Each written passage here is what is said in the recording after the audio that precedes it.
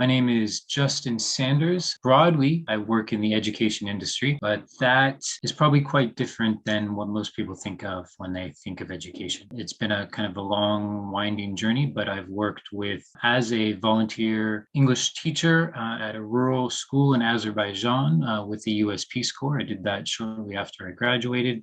From there, I went back to the United States and worked with community college leaders, boards and CEOs of community colleges around the world. Then I joined an organization called the International Baccalaureate, which provides educational programs for K through 12 to international schools and local schools around the US, but international schools around the world. I was in DC doing a while.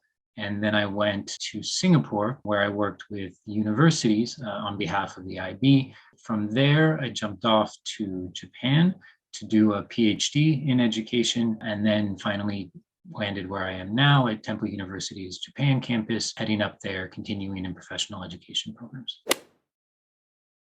In terms of the international, when I was in high school, I actually had a German foreign exchange student live with us for about a year. We formed a very close connection, and then I went and spent a summer in Europe with him after I graduated before starting at U of A. While I was at the U of A, I'd kind of developed a taste for the international, and I was lucky enough to find out about an opportunity to study abroad in Spain. So I did that my junior year, which is something I would really, really recommend. That. Around the same time, I think my first semester of my junior year, I had a poli-sci class, if I'm not mistaken, and the tutor in one of the discussion groups assigned a piece of homework, which was, if you can think about all the problems in the world, pick one that you think is the most pressing problem and come up with some policy solutions for it. And so as I'm doing my homework and I'm thinking through all the different problems related to environment and conflict and disease and everything, I started to realize that ultimately, if you go back far enough, the solution to every single problem in the world is education. Whether it's educating people on how to think and how to get along, whether it's universities, which create a lot of the science and the technology to develop new products. I mean, everything sort of boils down to education. And from that one assignment, that sort of set me on this broad career path. And so it was these two combinations of being drawn into the international and kind of being pushed on the education side of things that led me on this very meandering road that I've been lucky enough to be able to combine both of those things. In terms of people who succeed in this, I think you really have to be mission driven. There's always going to be times where you don't really see the impact of the work that you're doing. There's always going to be conflicts and challenges, but as long as you're true to however you've defined your own individual mission, then I think that's a really important component of working in this field. And the other thing is you certainly have to be open-minded and flexible if you're going to work across cultures. Things happen very, very differently than how we might be brought up, and can be a very difficult process to re-examine your own values and your own culture. But as long as you stay agile in your mindset, then I think you can be successful in this career. So when I was at the U of A, I studied communications, so social and behavioral sciences, which is just everywhere. I mean, it's a part of everyday life. And that's part of the reason that I chose that major, was because at that time I didn't have a real clear idea of what I wanted to do with the future. So I wanted to make sure I chose something that I could essentially go into almost any field and have an applicable skill set. Learning about how the human brain works and how societies work and how we communicate with one another, that's been extremely important for both the education and the international side of things. Still, a lot of the foundational lessons that I learned about how people behave and how people think, I think have been very, very important throughout my career. The other thing I'll say is that life is a journey, and it's not always going to be a very straight line. Sometimes you're going to find yourself doing something that you might like, but ultimately not exactly where you want to be. And the one piece of advice I would give is to find ways to connect, define your goals, and then find ways that you can take stepping stones towards them. So as a concrete example, when I came back to the United States from Azerbaijan, I thought I wanted to work more towards international development at that time. But the job that I found myself in had me working. It was a great job, and it had me working with community colleges all over the United States. That had this wonderful service element to it. And I got to work with these really amazing institutions, but I was missing that international piece. And I was lucky enough to have an employer that was willing to sponsor my education further. And so I went and got a graduate degree in international education, educational leadership. So that allowed me to kind of bridge what I was doing in my current career with the more international side of things, which I wanted to be doing.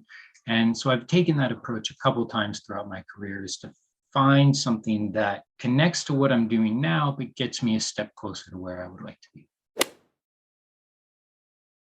I didn't come to university with a clear understanding of A, what I wanted to do or where I wanted to go, or B, really what a university was and the types of resources and opportunities that exist.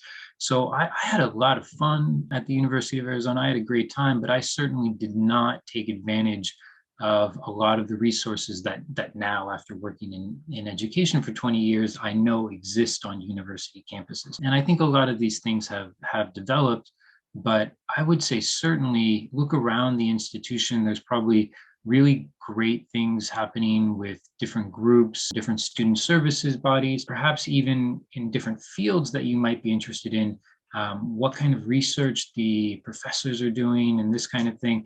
I really didn't pay a lot of attention to all of that. And that's really, if you're interested in a particular field, I mean, that's going to tell you a lot about what is actually happening in the field. What kind of things are the professors doing? What are they interested in? What kind of conferences are they going to? As an undergraduate, this just wasn't on my radar. But had it been, I would have opened my eyes to, okay, well, if you go into this area, what is the reality of that actually going to look like? The other thing I would say is, if you're interested in education or you're interested in service, I mean, these are really, really broad areas which have advantages and disadvantages.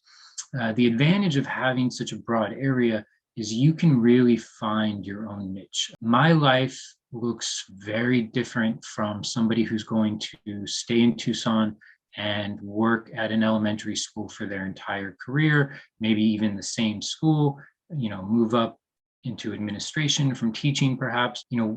We have completely different lives, but we're still in this broad field of education. Similarly, if you want to work internationally, I mean, you can be a banker in Hong Kong, or you can help to build hospitals in Kenya. And these are both working internationally. You have to have an idea for different cultures and that kind of flexibility, but your life path is going to look very, very different. If you can decide on a broad field or some sort of anchoring mission that is going to guide you, that's really nice because it gives you a bunch of different options of what you can do while still staying more or less on the same path. Having that kind of sense of your broad mission is important. The second thing that you have to do is think a little bit more concretely about what your skill sets are, what the day-to-day work that interests you is. And then, find opportunities to develop these skill sets, whether that's through particular classes that you're going to take. Micro credentials are becoming more important now. So are there different certifications that you can get in these skill sets, whether that's through the U of A or through some of the other providers, and look and think, okay, so I've got the broad mission and I've got the little bit more narrowly defined skills, and then look for opportunities to match those up. Building a habit of not just one and done, like, okay, I've done this, I've gotten this certification, but instead of spending 5, 6, 7, 8 hours a week watching Netflix, cut that in half and spend half that time that you might have just developing the habit of learning through some of these online providers and kind of building up this profile of continuous learning.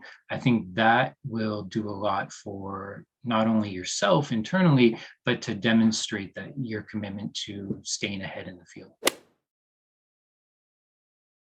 First place that I would start was to see what resources the U of A has available. I'm sure that there are a lot that I certainly didn't take advantage of at that time. I got better, as I went on through my life, and I did the graduate degrees and the PhDs, and I started to understand education a little bit better and what universities really could offer.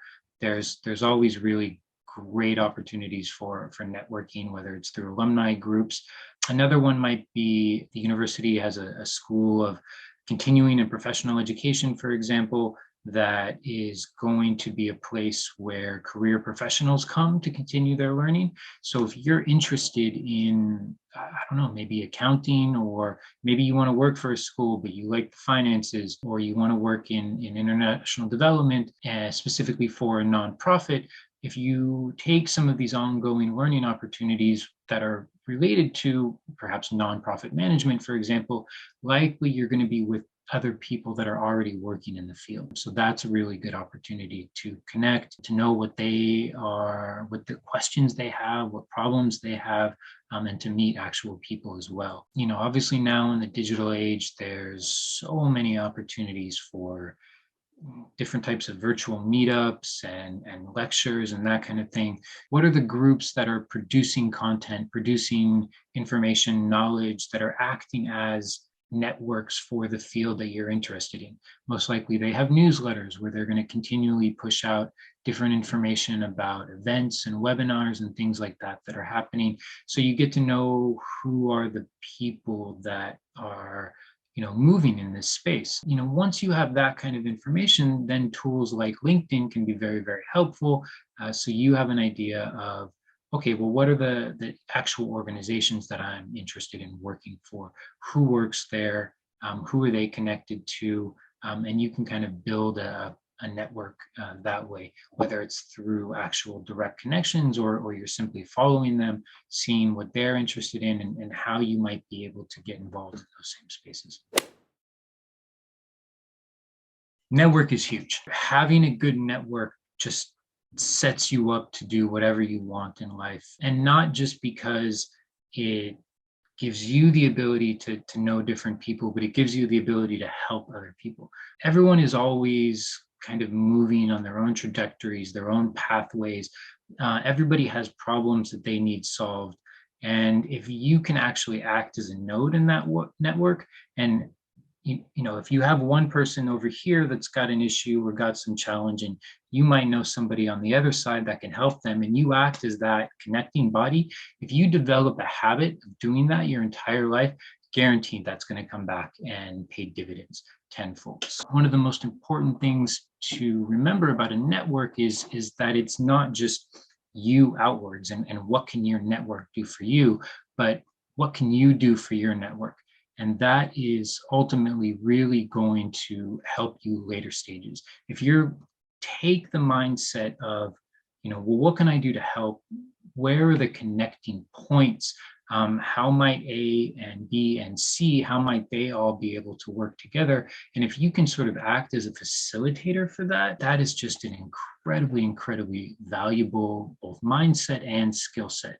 Through doing that, you will not only, be able to develop relationships with more people, but the way those people view you as somebody of value, then when it comes time of, oh, hey, there's this organization, whether it's a startup or a university or a school or a nonprofit or whatever it is, they really need somebody who can do this right now. And the chances of you being tapped for those kinds of opportunities go way, way up. So I think network is really important, but the important thing to remember is that it's not just what your network can do for you, but what you can do for your network.